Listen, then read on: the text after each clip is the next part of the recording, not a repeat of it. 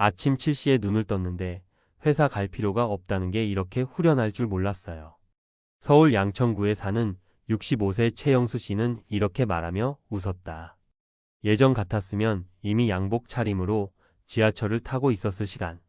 그런데 이제는 굳이 알람을 맞출 필요도, 전날 밤부터 내일을 걱정할 필요도 없다.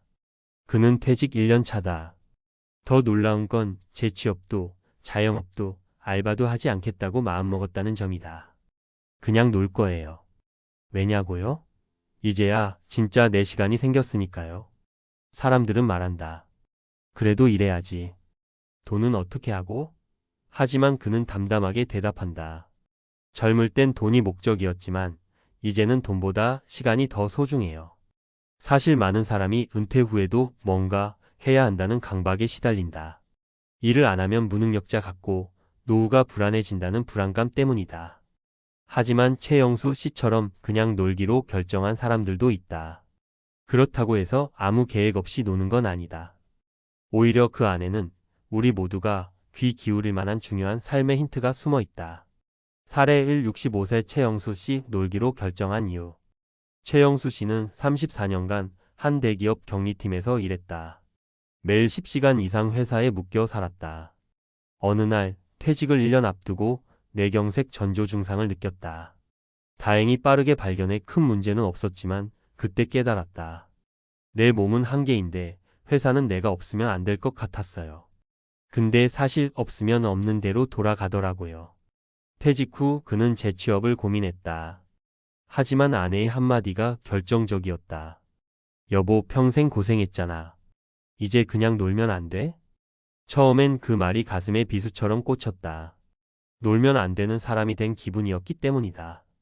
하지만 다시 생각하니 아내 말이 맞았다. 이제는 회사가 아니라 자신을 위해 살 때였다. 그는 퇴직금과 국민연금으로 생활비를 최소화하며 하루하루 하고 싶은 일만 하기로 결심했다. 새벽 산책, 시장 가서 제철 과일 사기, 오래된 친구들과 차 마시기, 유튜브로 클래식 음악 듣기. 그게 전부인데 이렇게 행복할 수가 없다고 했다.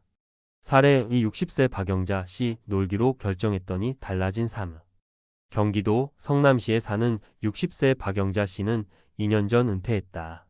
남편과 함께 작은 식당을 하며 평생을 바쁘게 살았다. 은퇴 후에도 주변에서는 노인 일자리라도 해야 하지 않겠냐고 권했다. 하지만 박 씨는 단호했다. 평생 일만 하다 죽는 게 가장 싫었어요. 처음에는 남편도 자녀들도 걱정했다. 하지만 박 씨는 은퇴 후 1년 동안 지역 도서관에 매일 가서 책을 읽었고 작년부터는 동네 어르신들에게 스마트폰 사용법을 가르쳐주는 봉사를 시작했다. 한 달에 2번씩만 하는 봉사지만 보람과 즐거움이 일의 스트레스를 대체해 주었다.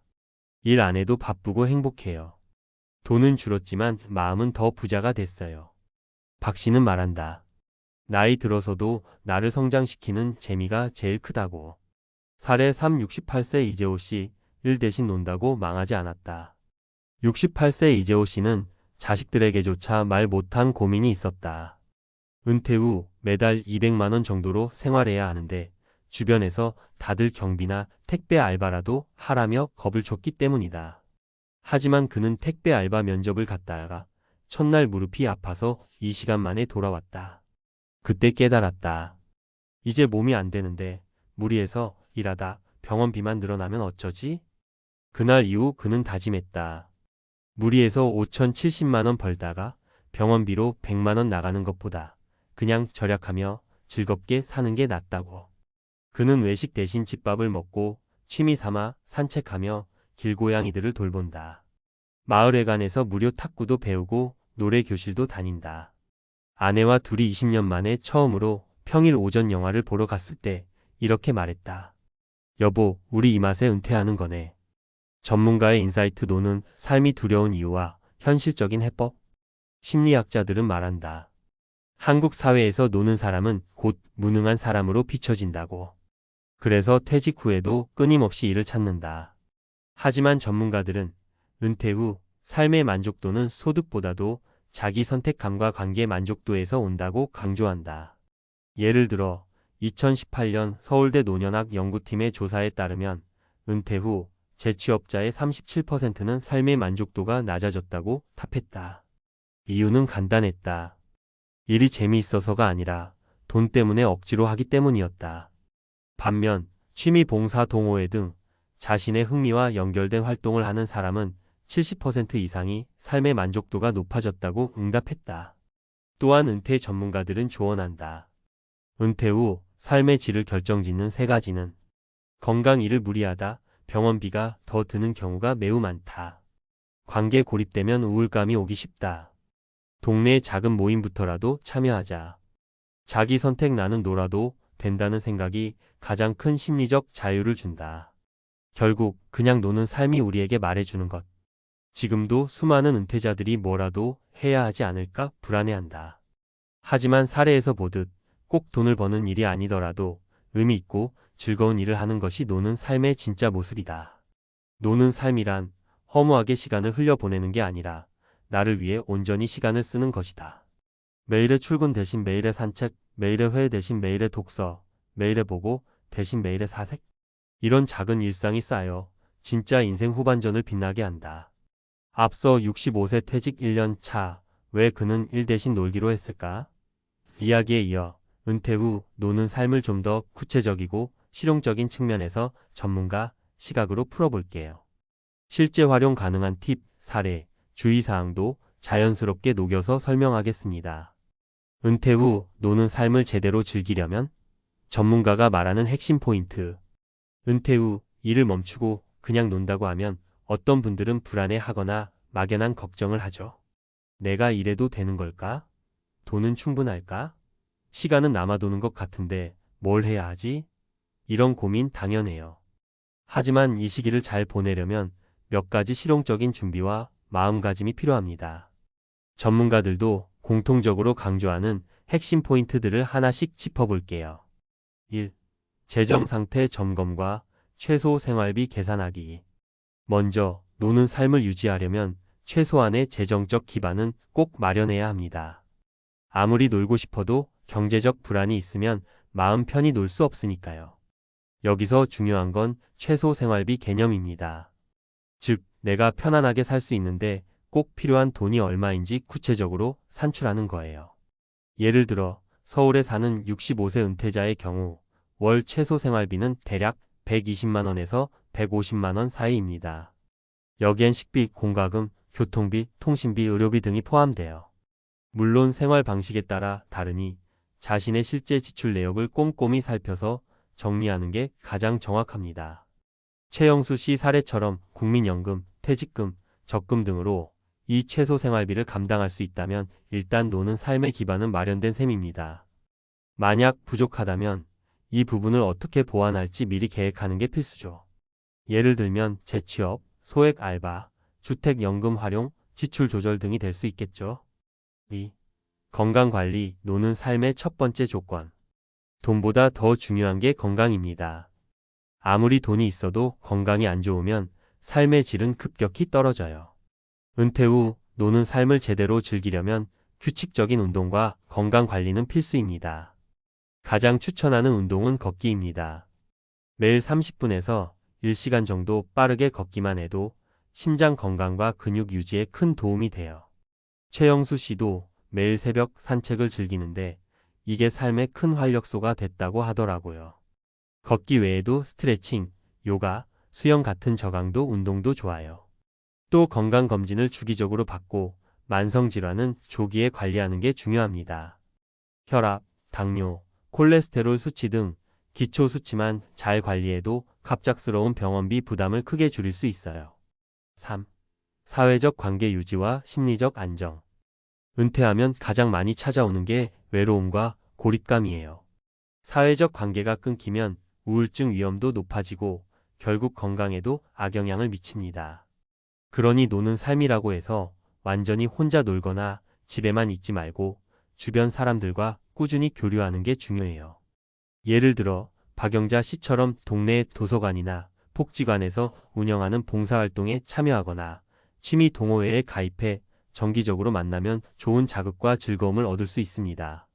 요즘은 실버 스마트폰 교실, 댄스 교실, 문해 교실 같은 프로그램도 많아서 배우면서 사람들과 친해질 기회가 많아요.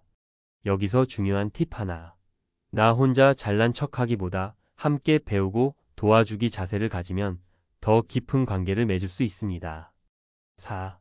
시간 관리와 새로운 목표 세우기. 은퇴 후에 그냥 논다는 게 막상 시간이 남아도 뭘 해야 할지 모르고 멍하니 보내는 것과는 달라요. 실은 자기만의 작은 목표와 루틴을 만드는 게 필요합니다. 예를 들어 매주 3번은 산책하고 매달 1권은 책 읽기, 주 1회 친구들과 차 마시기, 한 달에 1번 가족 모임 가지기처럼요. 이런 작은 목표들이 쌓이면 삶의 만족도가 훨씬 올라갑니다. 이때 목표는 너무 거창할 필요 없고 내가 하고 싶고 즐거운 일이면 충분해요. 목표를 이루려고 애쓰는 과정에서 자기 효능감도 높아지고 심리적 안정도 생깁니다. 5. 재취업이나 창업은 꼭 아니어도 된다. 많은 사람들이 은퇴 후에도 돈 때문에 다시 일을 해야 한다는 압박감을 느끼지만 전문가들은 꼭 그렇지 않다고 말합니다. 노는 삶을 제대로 즐기려면 일을 꼭 해야 한다는 생각부터 내려놓는 게 먼저예요. 하지만 만약 일을 하고 싶다면 재취업보다는 자신의 경험과 취미를 살린 소소한 창업이나 프리랜서 형태가 더 맞을 수 있습니다. 예를 들어 베이킹을 좋아하는 분은 동네 카페에 케이크 납품하기, 그림을 좋아하는 분은 소규모 전시회 열기 같은 방식이죠. 중요한 건 일이 아닌 활동이 되어야 한다는 점입니다. 돈벌이 수단이라기보다 즐거움과 성취감을 주는 활동이 되어야 해요. 6. 디지털 활용 능력 키우기. 요즘은 노년층도 스마트폰, 인터넷을 자유롭게 다루는 게 필수입니다. 유튜브, SNS, 온라인 강의 등은 노는 삶을 더 풍부하게 만들어주는 도구예요. 초보자라면 가까운 주민센터나 도서관에서 운영하는 실버 디지털 교육 프로그램을 이용하는 걸 추천합니다. 쉽게 배우면서 또래 친구도 사귈 수 있으니까요. 7. 주의사항 지나친 외로움과 무계획의 함정. 노는 삶을 즐기려다 보면 가끔 사회와 단절되는 함정에 빠질 수 있어요. 하루 종일 집에만 있거나 가족과도 연락을 끊으면 심리적으로 위축되고 건강에도 악영향을 줍니다. 또한 계획 없이 시간을 흘려보내면 자존감 하락, 우울감, 무기력증이 올 수 있으니 조심해야 해요. 그래서 위에 말씀드린 작은 목표 세우기가 꼭 필요합니다. 요약하며 한마디. 최소 생활비를 현실적으로 산출해 경제적 기반을 마련한다. 건강 관리를 꾸준히 하며 몸과 마음 모두를 돌본다. 주변 사람들과 활발히 교류하며 사회적 고립을 막는다. 자신만의 소소한 목표와 루틴을 만들어 시간 관리를 한다. 돈벌이가 목적이 아닌 즐거움과 보람을 주는 활동을 선택한다. 디지털 활용 능력을 키워 다양한 즐길 거리를 만든다. 외로움과 무계획의 함정에 빠지지 않도록 주의한다. 이런 점들을 잘 챙기면서 노는 삶을 맞이하면 그 어느 때보다 풍요롭고 행복한 인생 2막을 열 수 있을 거예요. 최영수 씨, 박영자 씨, 이재호 씨처럼요.